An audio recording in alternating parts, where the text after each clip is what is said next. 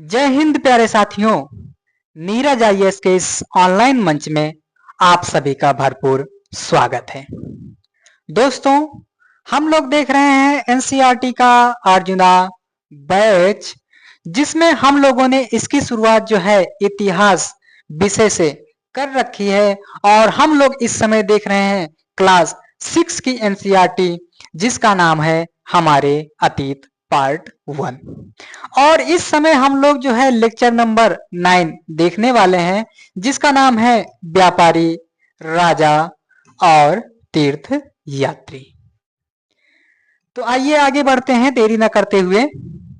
देखो, हम लोग क्या पढ़ रहे हैं, अध्याय नंबर 9, जिसमें हमें व्यापारियों के विषय में पढ़ना है, राजा के विषय में पढ़ना है और तीर्थ यात्रियों के विषय में पढ़ाई करना है। तो अगर मोटा मोटी कहा जाए तो हम इसमें पढ़ने वाले हैं संगम के विषय में, और इसमें हम लोग 7 वाहनों को पढ़ेंगे और फिर उसके बाद हम यहाँ कुषाणों के विषय में पढ़ेंगे। संगम में हम लोग देखेंगे 3 मुखिया का जो है समूह, यानी कि चोल, चेर और पांड्या, इसके विषय में हम लोग जानेंगे। फिर हम लोग देखेंगे 7 वाहन वंश, ठीक है, जिसमें आप देखोगे सबसे फेमस जो सबसे महान राजा है वह है गौतमी पुत्र सतकर्णी। तो इसके विषय में हम लोग पढ़ाई करेंगे। फिर उसके बाद यहाँ कुषाण, कुषाणों में हम लोग जो है कनिष्क के विषय में पढ़ेंगे। और कनिष्क के समय में जो है एक बौद्ध परिषद का आयोजन होता है, तो इससे जो है हम यहीं पर जो है बौद्ध धर्म की शाखाओं के विषय में भी थोड़ी बहुत चर्चा लेने वाले हैं। तो फिर से आप सभी को एक बार आगाह कर दूं कि अगर आपने ये सारा कुछ कहीं से भी पढ़ा है तो आप इस क्लास को स्किप कीजिए और आगे बढ़ जाइए, अगले अध्याय में जाइए, क्योंकि आप 10 बार एक ही चीज को पढ़ोगे तो आप जो है निर्धन हो जाओगे, गरीब हो जाओगे, फिर आगे नहीं बढ़ पाओगे, ठीक है। क्योंकि अगर हम बार बार जो है एक ही अध्याय को पढ़ते रहेंगे तो हम अपने जीवन में, अपने जिंदगी में कभी भी नए अध्याय की शुरुआत नहीं कर पाएंगे। तो इसलिए आपने कभी भी कहीं भी ये सारा कुछ पढ़ा है तो अभी तुरंत इसको स्किप कीजिए और आगे बढ़ जाइए, क्योंकि आप यहाँ भी पढ़ोगे, किसी मास्टर ने आपको पहले से भी पढ़ाया, वहां भी पढ़ोगे तो दिमाग खराब हो जाएगा, क्योंकि ये एनसीईआरटी है, यहाँ चीजें बिखरी हुई हैं। मैंने कहा ना, आप 6ठी शताब्दी ईसा पूर्व के बाद जब ये सारा चैप्टर देख रहे हो तो सारे में कहीं ना कहीं आपको बौद्ध धर्म जो है जुड़ा हुआ मिलेगा। वैदिक वगैरह आपको 3-4 अध्यायों में देखने को मिला। तो इसी तरीके से चीजें बिखरी हुई हैं। ऐसी दशा में आपका दिमाग ही खराब होगा, लेकिन मैं फिर भी कोशिश करता रहता हूं सारे चीजों को इकट्ठा करने की, सारे चीजों को बटोर कर चलने की। फिर भी कुछ ही खंड जो है मैं समेट पाता हूं, कुछ ही खंड जो है मैं सीक्वेंस से जमा पाता हूं, क्योंकि सारी चीजों को अगर मैं जमाने चला, सारी चीजों को मैं सीक्वेंस से लगाने चला तो एनसीईआरटी का दायरा तो टूटेगा ही और क्लास का जो है समय भी बढ़ जाएगा, यानी कि क्लास जो है लंबी हो जाएगी। तो इसलिए मैं कुछ ही चीजों पर जो है, कुछ ही चीजों को जो है सीक्वेंस से लगाता हूं, कुछ ही चीजों पर मैं बारीकी से बताता हूं। जैसे आप ये वाला जब अध्याय पढ़ रहे हो, ठीक है, जब आप ये वाला अध्याय पढ़ रहे हो तो इसमें आपको देखने को मिलेगा सोने के सिक्के।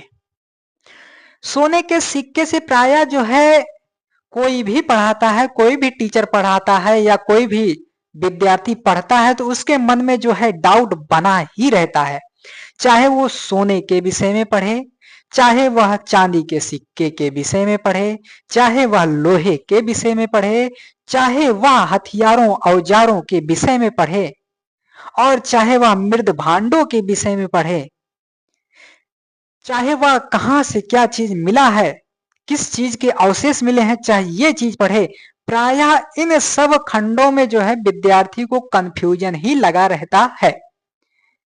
लेकिन ऐसे में मैंने जो भी इस टाइप के जो खंड आए हैं मैंने उसे जो है सीक्वेंस से जमाने का प्रयास किया है। एनसीईआरटी के दायरे को भी मैंने तोड़ दिया है और आपको चीजें समझाया है। जैसे मृद भांडों की चर्चा आई तो मैंने सारे के सारे मृद भांडों की लिस्ट एक ही जगह दे दिया था। लोहे का जिक्र आया तो मैंने सारी चर्चा जो है एक ही जगह आपका लोहे का काम तमाम कर दिया। पाषाण काल के कई स्थलों में पूरा पाषाण हो गया, मध्य पाषाण काल हो गया या नव पाषाण काल हो गया, उसके कई स्थलों में कई जीवन दशाओं कई विशेषताओं में आपको कंफ्यूजन होता था, तो मैंने उसकी चर्चा जो है काफी अलग तरीके से काफी अच्छे वे में जो है आपको समझा दिया है, दे दिया है। आप पीछे के क्लासों को देखे होंगे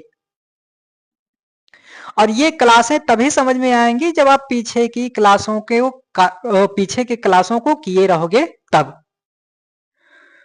तो इतना आप समझ गए। तो इस अध्याय में हम केवल इतना ही पढ़ने वाले हैं। तो आइए अब पढ़ लिया जाए थोड़ा सा।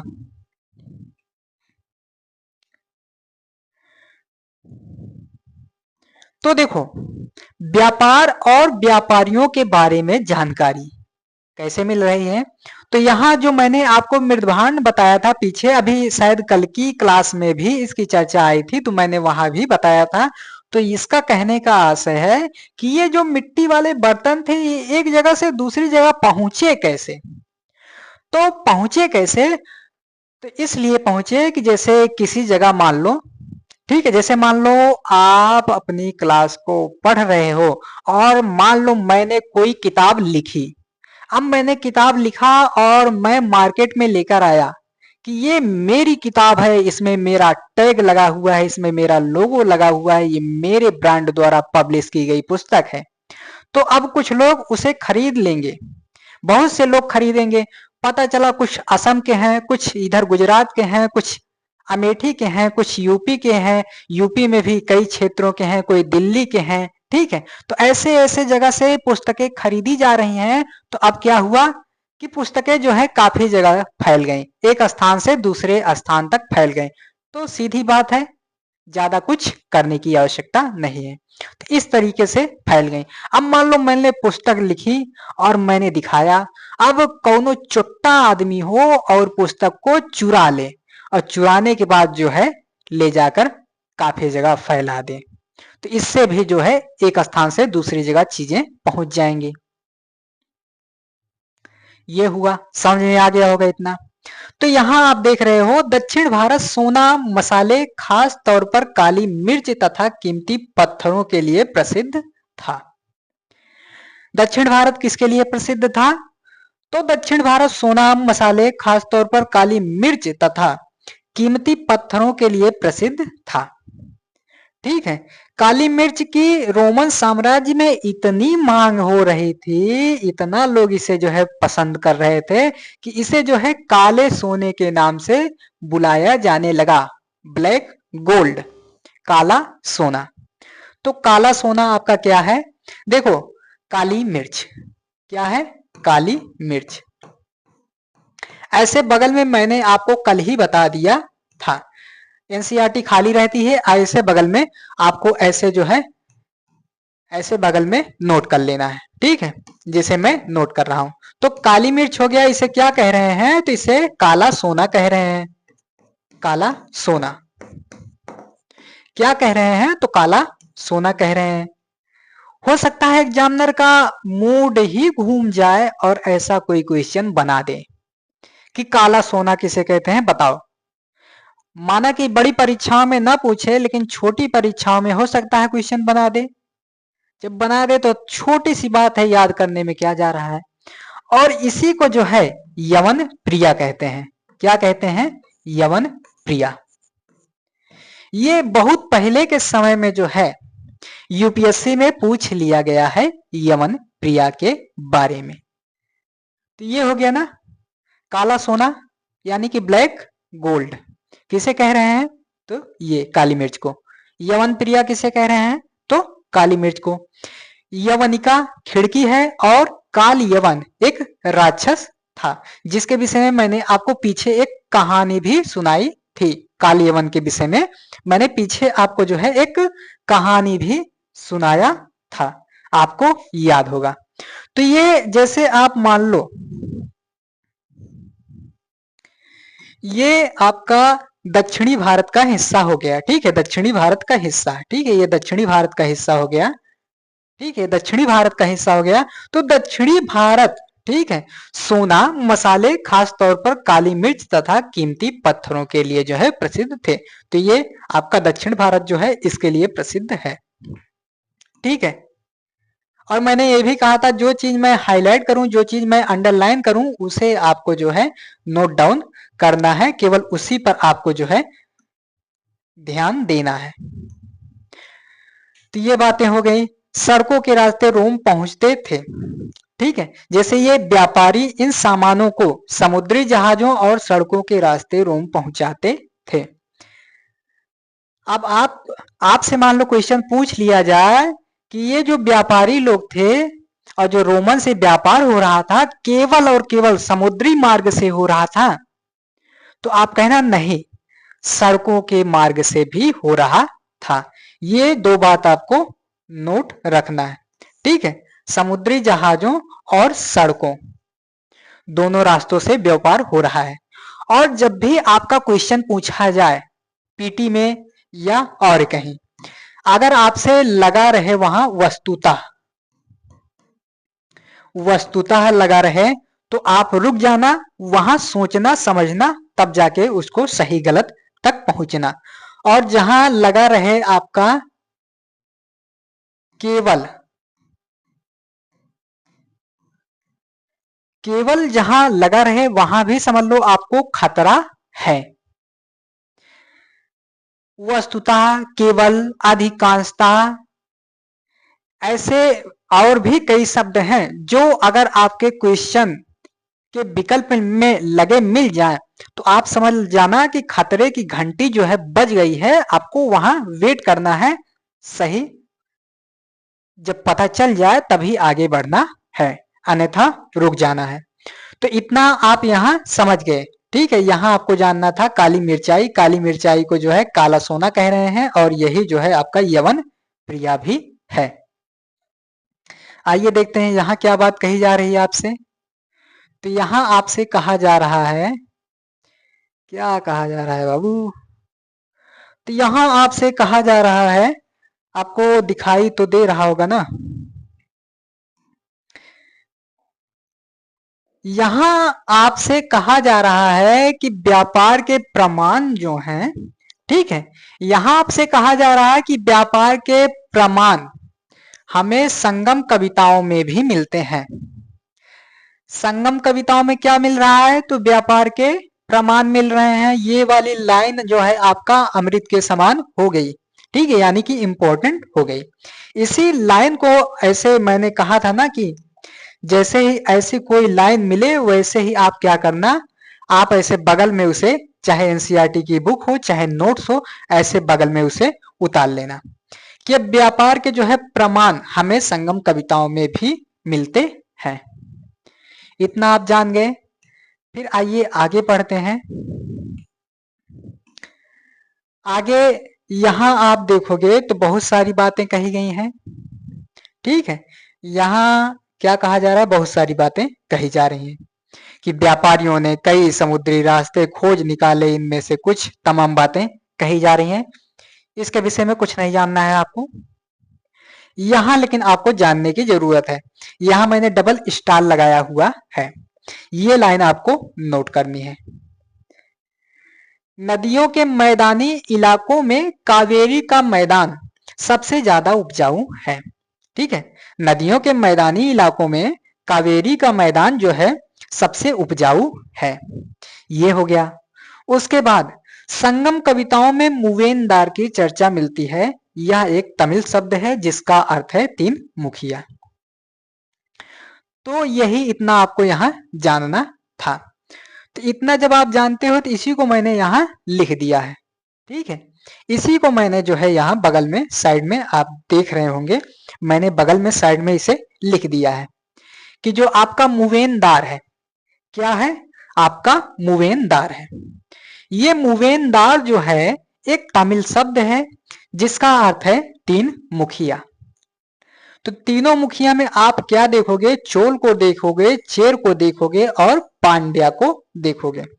जब भी आपको तीन चीज दर्शाना हो तो इस टाइप का आप डायग्राम जो है बना सकते हो।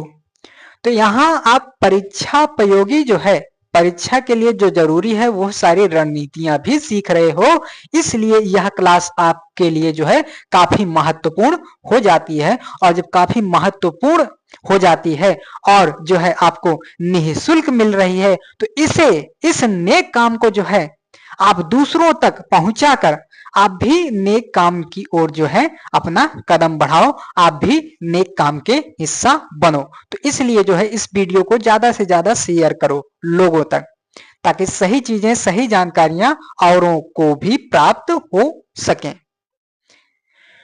तो ये आप समझ गए कि मूवेंदार जो है एक तमिल शब्द है जिसका अर्थ है तीन मुखिया, यानी कि चोल, चेर और पांड्या।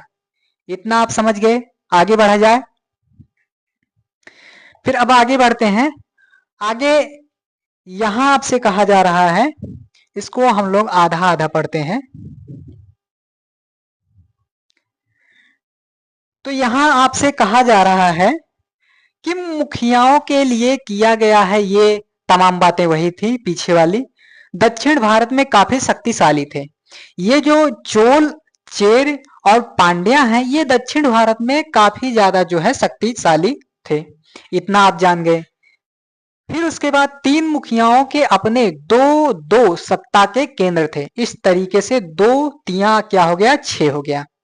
चोल के 2, पांड्या के 2 और चेर के 2, यानी कि 2 तिया 6। ठीक है, 6 जो है सत्ता के केंद्र थे। एक तो तटीय इलाकों में थे और दूजे जो है अंदरूनी इलाकों में थे। तटीय इलाकों से क्या होता था कि वहां व्यापार जो है, व्यापार की देखरेख होती थी उन केंद्रों से। और दूजा जो है आंतरिक भागों में था, तो यह जो है राजधानी के काम आता था। ठीक है, तो यही बात यहाँ लिखी गई है।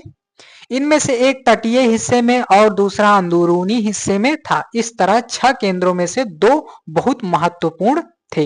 एक चोलों का पत्तनपुहार या कावेरी पत्तनम, दूसरा पांड्यों की राजधानी मदुरई।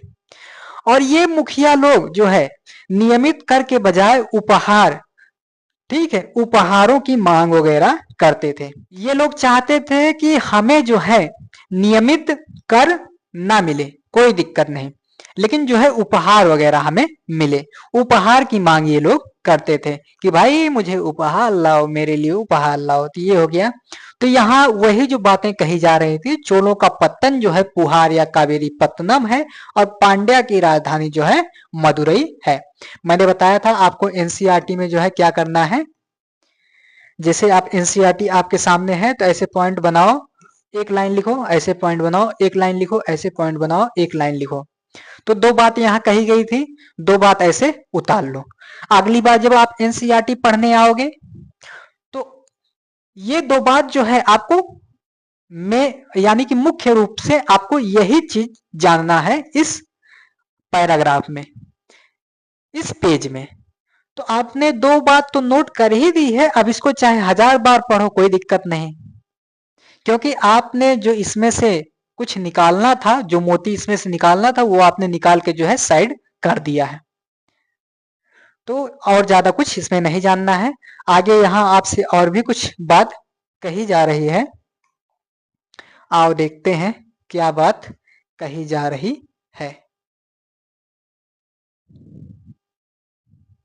तो देखो, सातवाहन नामक राजवंश का प्रभाव बढ़ रहा था। सातवाहनों का सबसे प्रमुख, ठीक है, राजा गौतमी पुत्र सतकर्णी था। उसके बारे में हमें उसकी जानकारी जो है उसकी माँ गौतमी बलश्री द्वारा दान किए गए एक अभिलेख से पता चलता है। वह और अन्य सभी सातवाहन शासक दक्षिणापथ के स्वामी कहे जाते थे। दक्षिणापथ का शाब्दिक अर्थ है दक्षिण की ओर जाने वाला रास्ता। यानी कि जब हम सातवाहनों के विषय में जानकारी लेंगे तो सातवाहनों के विषय में हमें क्या जानना है? तो सातवाहन में जो सबसे मुख्य महत्वपूर्ण शासक था, महत्वपूर्ण राजा था, वह था गौतमी पुत्र सतकर्णी, जिसका जानकारी, जिसकी जानकारी जो है उसकी माँ द्वारा एक अभिलेख जो है दान किया गया था, उसमें उसकी चर्चा मिलती है कि सातवाहनों का सबसे प्रतापी राजा, सबसे महत्वपूर्ण राजा गौतमीपुत्र सतकर्णी था। और जो सातवाहन शासक हैं, सातवाहन राजा हैं, इसके बाद से गौतमीपुत्र सतकर्णी के बाद से जो है अपने आप को क्या टाइटल देने लगे, जितने भी राजा हैं क्या टाइटल देने लगे कि हम दक्षिणापथ के स्वामी हैं, यानी कि दक्षिण की ओर जाने वाला रास्ता जो है उसके हम स्वामी हैं। ये हो गया। उसके बाद यहां देखो, यहां आपको क्या जानना है कि रेशम, रेशम के बारे में सबसे पहले जो है चीन वालों को पता चलता है, लेकिन चीन वाले काफी चुट्टे थे, चालाक थे। वो लोग जो है इस सूचना को जो है गुप्त रखे रहे थे काफी दिन तक। कागज का भी आविष्कार इन्हीं चुट्टों लोगों ने किया और उसको भी इन लोगों ने जो है काफी दिनों तक गुप्त रखा। बाद में जो है लोगों को पता चला बाद में, और यह जानकारी दूसरे लोगों तक फैली। तो ये हो गया। यहां बस आपको इतना जानना था कि ये लोग जो है, ठीक है, तकनीकी का आविष्कार सबसे पहले चीन, रेशम का जो तकनीक था और कागज का जो तकनीक था, ये चीन वालों ने जो है सबसे पहले सीखा, सबसे पहले जाना। लेकिन इन लोगों ने इस बात को गुप्त रखा और कई वर्षों बाद जो है यह जानकारी औरों तक पहुंची। फिर औरों तक पहुंचने के रास्ते में भारत भी आई। इतना आप समझ गए? तो इतना जब आप समझ जाते हो तो यहाँ जो मैं कह रहा था ना सिक्के वाले का विषय, सिक्का के विषय में, तो यहाँ अब कुषाणों के विषय में हमें पढ़ाई करना है कि जो सिल्क रूट था, सिल्क रूट यानी कि जो ये चीन वाले रेशम मार्ग का अनुसरण कर रहे थे, आया जाया करते थे, उसी को नाम दिया गया था सिल्क रूट। और उसी सिल्क रूट पर जो है सबसे प्रसिद्ध कुषाण शासक जो है उसने नियंत्रण कर लिया था। ठीक है, यानी कि सिल्क रूट पर नियंत्रण रखने वाले शासकों में सबसे प्रसिद्ध कुषाण थे। ठीक है, तो कुषाणों ने जो है सिल्क रूट पर अपना नियंत्रण कर लिया था। तो ये सिल्क रूट की कहानी है, इससे ज्यादा कुछ नहीं जानना है। और मैंने पीछे बताया था कि मथुरा जो है कुषाणों का प्रमुख केंद्र था, शक्तिशाली केंद्र था। और पेशावर भी यहाँ एक शब्द आपको और दिया जा रहा है, यानी कि एनसीईआरटी इतनी बिखरी हुई है कि एक जानकारी आपको उस अध्याय में मिली, दूसरी यहाँ मिल रही है, पेशावर भी यहाँ जुड़कर मिल रहा है। ये हो गया। यहाँ देखो एनसीईआरटी ने ये जानकारी जो है गलत दी है। गलत क्या दी है, इसके विषय में जो है काफी मतभेद रहता ही रहता है। सबसे पहले सोने के सिक्के जो है कुषाणों ने चलाए थे, यह बात जो है एनसीईआरटी ने स्वीकार किया है, बट ये गलत है। तो इसको हम काट के, ठीक है, एनसीईआरटी ने यह डाटा दिया है या गलत है, ठीक है, एकदम गलत है, गलत है। तो आओ सही डाटा क्या है उसको हम देखते हैं। तो इंडो ग्रीक के बारे में मैंने पीछे आपको बताया और शायद मैं बता भी दिया होगा मैंने कि सबसे पहले सोने के सिक्के जो है इसी ने चलाए। तो मैंने पीछे भी बता दिया है, लेकिन यहाँ आपको एक लिस्ट दे रहा हूं जिससे आपका जो सोने वाला सिक्का है उसकी कहानी जो है समाप्त हो जाएगी। बार बार आपको जो ये रट्टा उट्टा मारना पड़ता है कि पता नहीं ये वाला सही है कि पता नहीं वो वाला सही है, तो ये सारा कुछ जो है आपका कंप्लीट हो जाएगा यहीं से।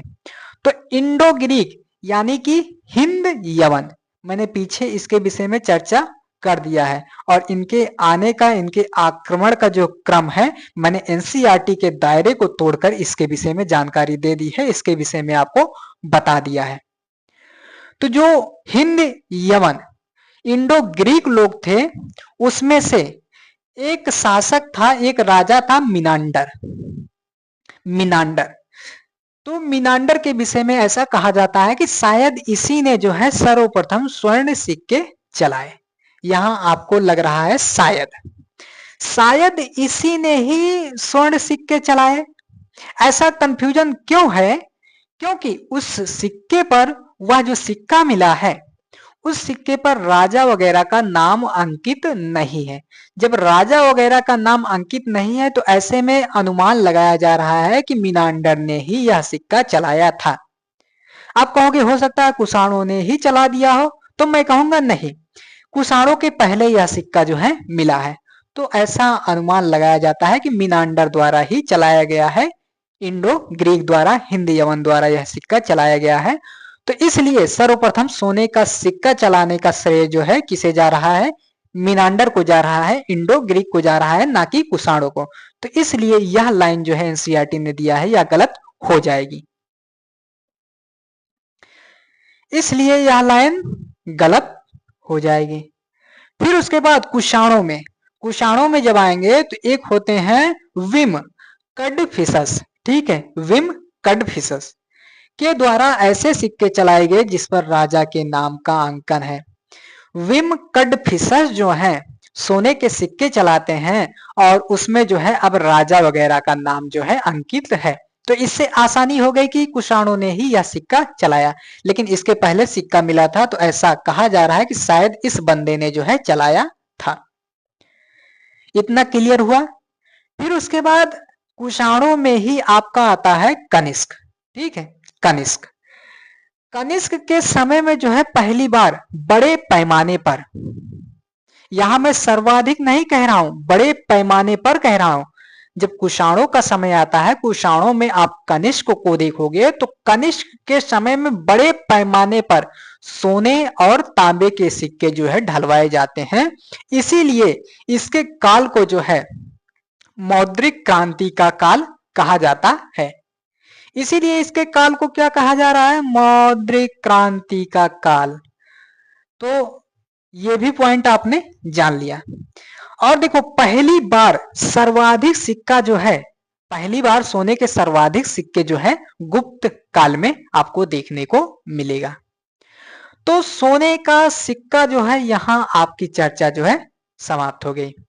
इतना आप कर लेते हो, इतना आप जान लेते हो तो सोने के सिक्के से जो है प्रायः जो क्वेश्चन आपके गलत होते हैं वह आज के बाद जो है गलत होना बंद हो जाएगा। इतनी चर्चा से ही तो यहां सोने का जिक्र आया था, तो उसी के चलते मैंने एनसीईआरटी का दायरा तोड़कर आपको इतना चीज बता दिया, ठीक है। एनसीईआरटी का दायरा मुझे तोड़ना पड़ा तो जाके आपको चीजें मैं बता पाया। अगर इसके बाद भी आपको कोई डाउट रह जाता है तो आप कमेंट कीजिएगा और भी बेहतर तरीके से आपको बताया जाएगा।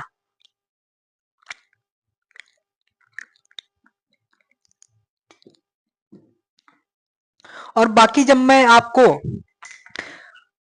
साहित्य वगैरह का पोर्शन पढ़ाऊंगा तो उसमें मैं आपको, यानी कि जब मैं स्रोत वगैरह पढ़ाऊंगा तो स्रोत में आपका साहित्यिक पुरातात्विक स्रोत वगैरह सब लेकर पढ़ाऊंगा।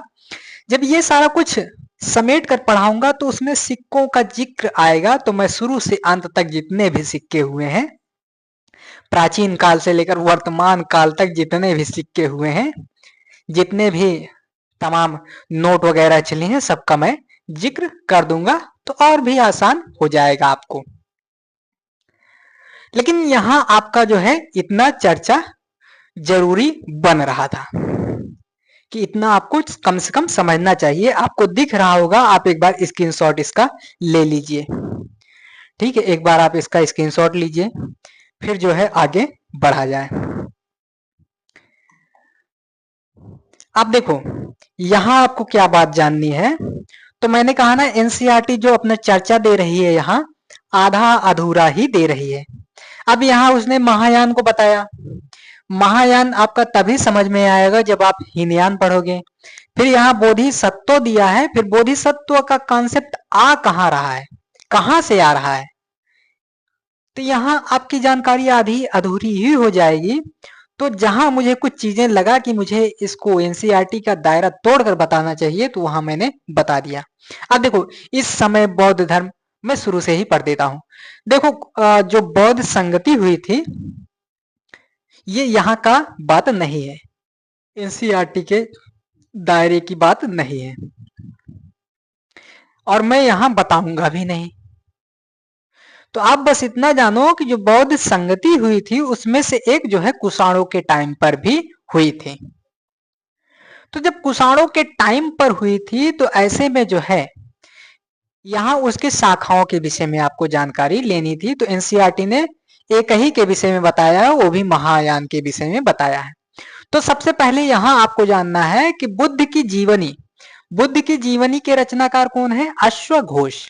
ठीक है, अश्वघोष ने एक किताब लिखी है जिसका नाम है बुद्ध चरितम। ठीक है, आप बुद्ध वगैरह का जब टाइम देखोगे तो वहां भाषा क्या चल रही थी? पाली चल रही थी। और उसके बाद भाषा क्या चल रही थी?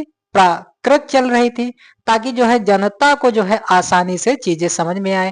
आप अशोक वगैरह को देखोगे तो वह भी जो है अपना संदेशा वगैरह किस भाषा में लिखवा रहा है? प्राकृत में लिखवा रहा है, ताकि जनता को आसान वे में समझ में आए बात, है ना। तो ऐसे में अब जो है अश्वघोष वगैरह तथा अन्य जो भी विद्वान कवि हैं वह अब जो है संस्कृत में लिख रहे हैं। बल्कि आप उसके पहले देख रहे हो बुद्ध वगैरह का टाइम, अशोक वगैरह का टाइम देख रहे हो तो पाली प्राकृत आपका चल रही है। लेकिन अब जो है ये लोग क्या कर रहे हैं? संस्कृत भाषा में भी लिख रहे हैं। इतना आप समझ गए। तो यहाँ देखो, यहाँ कहा जा रहा है महायान का विकास हुआ। इसकी दो मुख्य विशेषताएं थी। पहले मूर्तियों में बुद्ध की उपस्थिति सिर्फ कुछ संकेतों के माध्यम से दर्शाई जाती थी। मिसाल के तौर पर उनकी निर्वाण प्राप्ति को पीपल के पेड़ की जो है मूर्ति द्वारा दर्शाया जाता था। पर अब बुद्ध की प्रतिमाएं बनाई जाने लगी। इनमें से जो है अधिकांश मथुरा में, तो तमाम बातें यहाँ कही गई हैं। तो इसी को मैंने यहाँ जो है इस वे में बता दिया। आपको दिख तो रहा है? दिख रहा है आपको? तो यहां देखो, जो आपका बौद्ध धर्म है, ठीक है, जो आपका बौद्ध धर्म है उसकी शाखाएं। तो बौद्ध धर्म की अगर हम मोटा मोटी शाखाओं की बात करें तो सबसे पहला हमें देखने को मिलेगा हीनयान, दूजा देखने को मिलेगा महायान, और तीजा आप देखोगे तो वज्रयान, और उसके बाद आप देखोगे सहजयान। इसमें भी इसके भी आपको उप शाखाएं देखने को मिलेंगे। मैं यहां उसकी चर्चा बिल्कुल भी नहीं करूंगा। लेकिन यहां आपको जानना है कि जो हीनयानी है वो हीनयानी जो है बुद्ध को शिक्षक मानते हैं। यहां वही चीज कही भी गई है कि पहले जो है संकेतों के माध्यम से दिखा रहे थे, बुद्ध को भगवान वगैरह जो है नहीं मान रहे थे। लेकिन जब से ये महायान आया तब से विपरीत हो गया इसके कुछ चीज। तो ये आप समझ पा रहे हो। तो वही यहाँ कहा जा रहा है कि जो हीनयानी है, मैं यहाँ वज्रयान और सहजयान को छोड़ दूंगा, केवल दो पर बात करूंगा, हीनयान और महायान।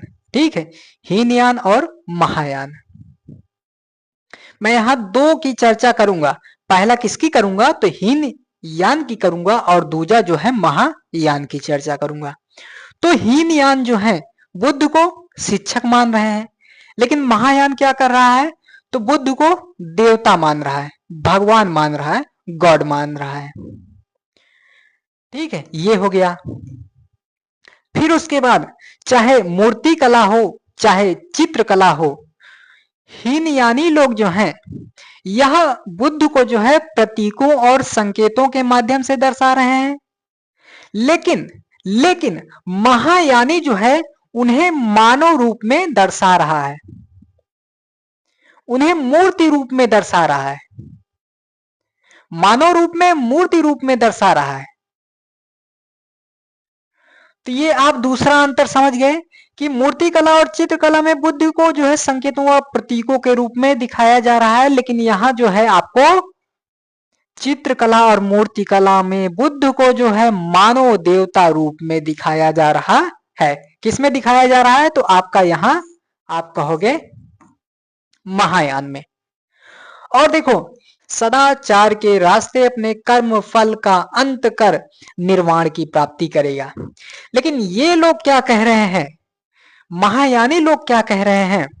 ये कह रहे हैं कि बोधिसत्वों में आस्था रखने से, ठीक है, यानी कि आप बोधिसत्व में आस्था रखो, बोधिसत्व जो है सबको निर्वाण दिलाएंगे, और सबको निर्वाण दिलाने के बाद ही अंत में स्वयं निर्वाण की प्राप्ति करेंगे।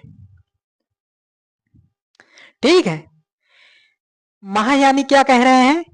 हिन यानी तो कह रहे हैं कि सदाचार के रास्ते पर चलकर जो है कर्म फल का अंत करके स्वयं ही जो है निर्वाण की प्राप्ति करना होगा। लेकिन महायानी क्या कह रहे हैं कि आप जो है बोधिसत्व में आस्था रखो, अगर उनकी कृपा उनकी महिमा बरस जाएगी, अगर उनकी कृपा हुई तो आपको निर्वाण की प्राप्ति होगी। और बोधिसत्व जो हैं वह सबको निर्वाण दिलाकर ही खुद निर्वाण प्राप्त करेंगे। इतना आप आशा करता हूं समझ गए होंगे। बाकी और की चर्चा जो है यहाँ वज्रयान है सहजयान है, इसकी चर्चा मैं यहाँ बिल्कुल भी नहीं करूंगा क्योंकि क्लास लंबी हो जाएगी और एनसीईआरटी का दायरा भी तोड़ दिया जाएगा। तो भले ही एनसीईआरटी का दायरा काफी हद तक टूटे, लेकिन जो है जहां लगेगा चीजों को समझाना जरूरी है वहां मैं तोड़ दूंगा। तो आशा करता हूं ये आपको समझ में आ गया होगा। इतना आप स्क्रीनशॉट लीजिए फिर आगे जो है बढ़ा जाए।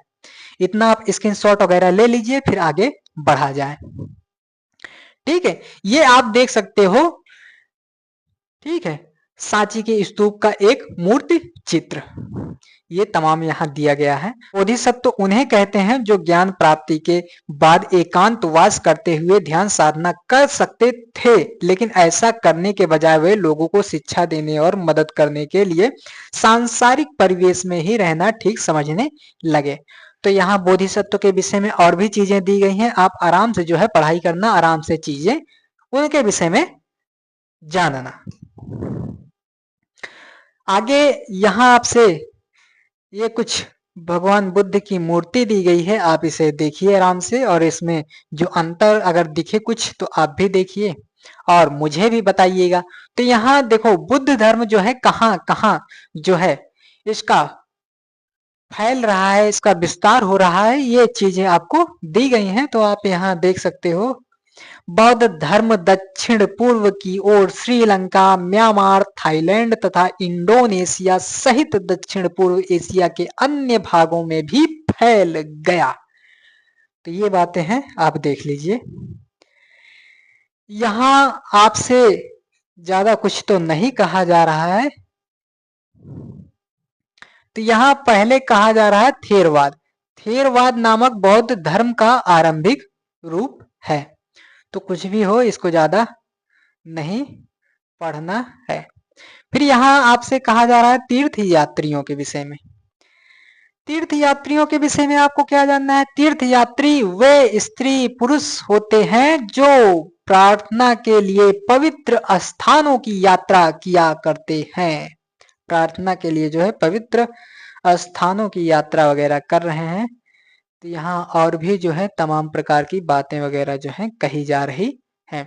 इसी तरह भारत की यात्रा पर आया चीनी बौद्ध यात्री फाहियान, ये फासियन दिया गया है लेकिन इसे आप क्या कहोगे? फाहियान कहोगे। फिर यहाँ आपसे और कुछ भी कहा जा रहा है फाहियान के विषय में, आपको दिख रहा होगा। देखो यहाँ एनसीईआरटी ने क्या लिख दिया है? फासियन। ठीक है, फासियन, लेकिन ये फासियन नहीं है, ये फाहियान है। ठीक है, ये क्या कहोगे आप? इसे फाहियान, इसे क्या कहोगे? फाहियान। ठीक है, मैं क्या लिख रहा हूं, इसे आप कहोगे फाहियान।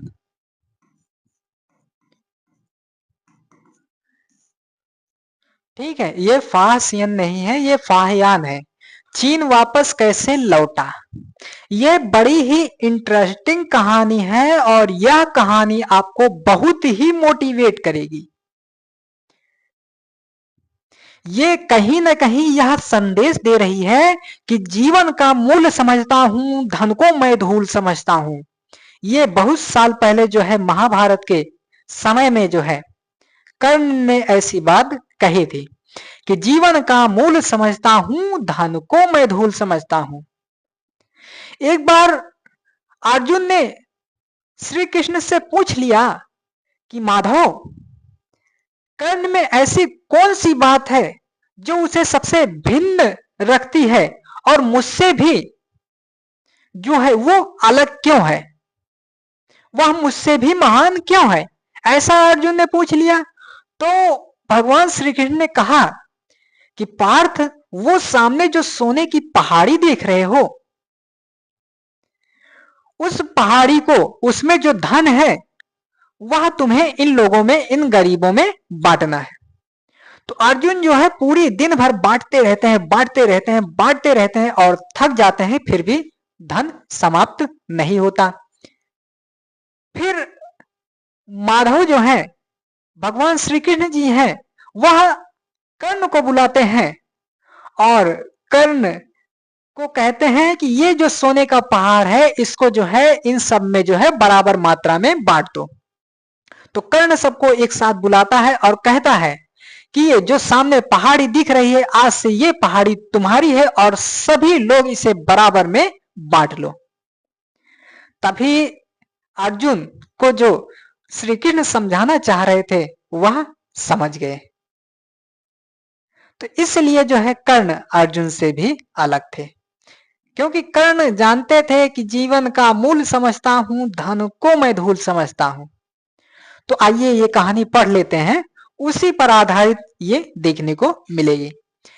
फाहियान ने अपने घर चीन वापस लौटने के लिए अपनी यात्रा बंगाल से शुरू की। वह व्यापारियों के एक जहाज पर चढ़ा। मुश्किल से वे 2-3 दिन चल पाए थे कि एक समुद्री तूफान में फंस गए व्यापारी अपने जहाज को डूबने से बचाने के लिए उसमें से अनेक जो है माल को फेंककर जहाज को हल्का करने की कोशिश करने लगे। फाहियान ने भी अपने सामान को तो फेंक दिया, पर अपनी उन पांडुलिपियों और बुद्ध की मूर्तियों को नहीं फेंका जिन्हें उसने अपनी भारत यात्रा के दौरान संकलित किया था। अंततः 13 दिन के बाद आंधी रुकी। उसने समुद्र का वर्णन इस प्रकार किया है। जैसे ही ये अपने वतन जाने को समुद्र में उतरा, कुछ दिन बाद जो है भयानक तूफान आता है और जो है सभी व्यापारी जो है जहाज को हल्का करने के लिए कुछ न कुछ सामान वगैरह फेंक रहे थे। इसने भी जो बहुत से सामान थे सोने वगैरह का और भी जो कूड़ा करकट था सबको फेंक दिया, लेकिन यहां से जो किताबें इसने इकट्ठा किया था, यहां से जो बुद्ध की मूर्तियां इकट्ठा किया था इसने, उसको नहीं फेंका, क्योंकि यह इसकी यादें थी। इसको पता था कि धन दौलत जो है फिर से आ जाएंगी, लेकिन ये चीज जो है, ये यादें जो है दोबारा लौट कर नहीं आएंगे। तो यहां से आप कुछ सीख सकते हो। समुद्र असीम है, सूर्य, चांद या तारों की गति को देखे बिना यह पता लगा पाना असंभव है कि पूर्व किधर है या पश्चिम किस दिशा में है। अगर बरसात और अंधेरा हो तो जहाज को हवा की रुख में ले जाने के अलावा और कोई चारा नहीं। तो ये तमाम चीजें हैं। जावा पहुंचने में उसे 90 दिन से भी ज्यादा लगे।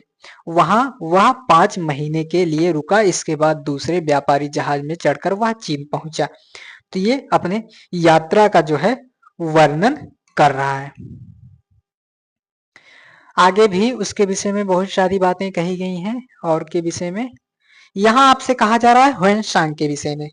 ये आप ह्वेनसांग इसे समझिए, ठीक है, इसे लिखिए ह्वेनसांग। एनसीईआरटी भी कमाल करती है यहाँ। ह्वेनसांग तथा अन्य तीर्थयात्रियों ने उस समय के सबसे प्रसिद्ध बौद्ध विद्या केंद्र नालंदा में जो है शिक्षा ग्रहण किया, अध्ययन किया। तो ये आप जान लिए। इसके अलावा शायद मुझे नहीं लग रहा है कि इसमें कुछ महत्वपूर्ण हो, तो आगे बढ़ चला जाए। यहाँ आपसे क्या कहा जा रहा है,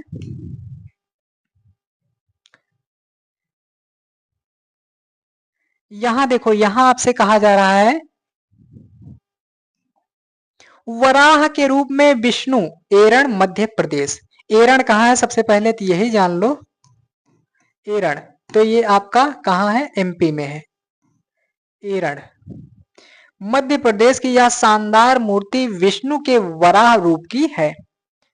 एरण विष्णु वराह, ठीक है। एरण विष्णु वराह और मध्य प्रदेश, इतना आपको नोट कर लेना है। तो ये लाइन आप देख रहे हो, यानी कि जब पृथ्वी जल में डूब जाती है तो उसी सब का जिक्र यहाँ किया गया है। मैंने हाईलाइट कर दिया है, इसको आप नोट कर लीजिए। और देखो यहाँ भक्ति मार्ग की चर्चा की गई है।